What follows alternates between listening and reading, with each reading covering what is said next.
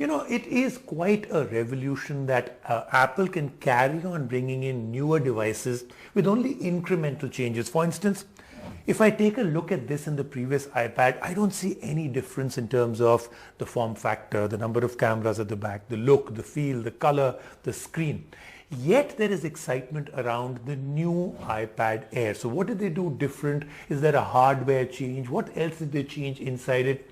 And is this a device that you should get even if you've bought an iPad in the last 3 or 4 years? Well, there's one place to find out on our Gadget 360 review.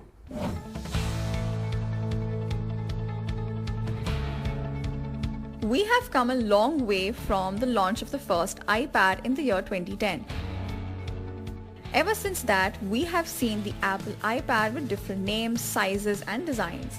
This year, Apple has introduced the iPad Air 2020, which is undisputedly the first design overhaul for the iPad Air.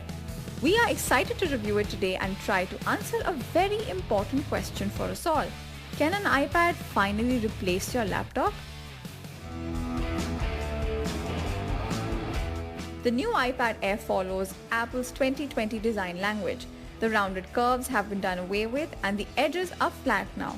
The iPad Air looks great and the design provides enough grip for us to hold it as well. The massive 10.9-inch LCD panel is a liquid retina display and has a resolution of 2360 by 1340 pixels. Apple has given the 60Hz refresh rate on the iPad Air and not the 120Hz. This is a bit disappointing. However, a generic user might not find it a big deal because Apple has aced the 60Hz refresh rate by now.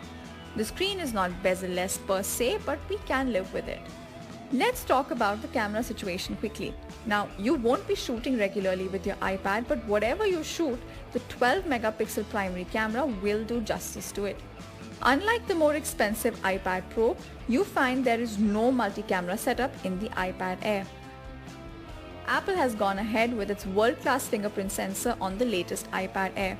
This rendition of their fingerprint sensor is different than before. It is a piece of cake to register your fingerprint, and as expected, the reader is super responsive and quick to unlock the iPad. The new iPad Air is powered by Apple's latest A14 Bionic chip, which has 6-core CPU and a 4-core GPU. iPad Air uses this powerful chipset to its best capacity. You can now edit 4K videos on the iPad Air, which is very impressive. We are sure this feature alone will grab attention from a lot of content creators out there. To complement your iPad, Apple provides some additional accessories as well. We will start with the most prominent of them all, the Apple Pencil. Not a lot of people buy it mainly because of its price, but in reality, the Apple Pencil is a godsend for an iPad user whose majority of work is with the iPad. From taking notes to doing more complicated tasks like sketching and creating art, you can do it all with the Apple Pencil. After a day, you can simply attach the Apple Pencil to your iPad and the iPad will charge the pencil as well. Another important accessory for a lot of iPad users is the Magic Keyboard. The design of the keyboard is similar to the one we find for the iPad Pro. Typing on the Magic Keyboard is a treat.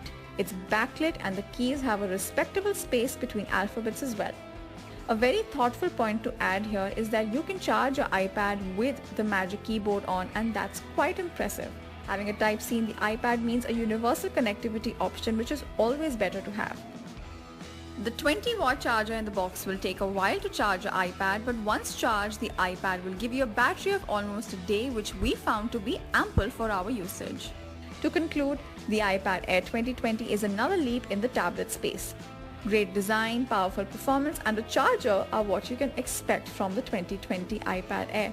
With the base variant having 64 GB of storage, the iPad Air starts at Rs 54,900 and is a really great device, but there is still some time for it to replace your laptop.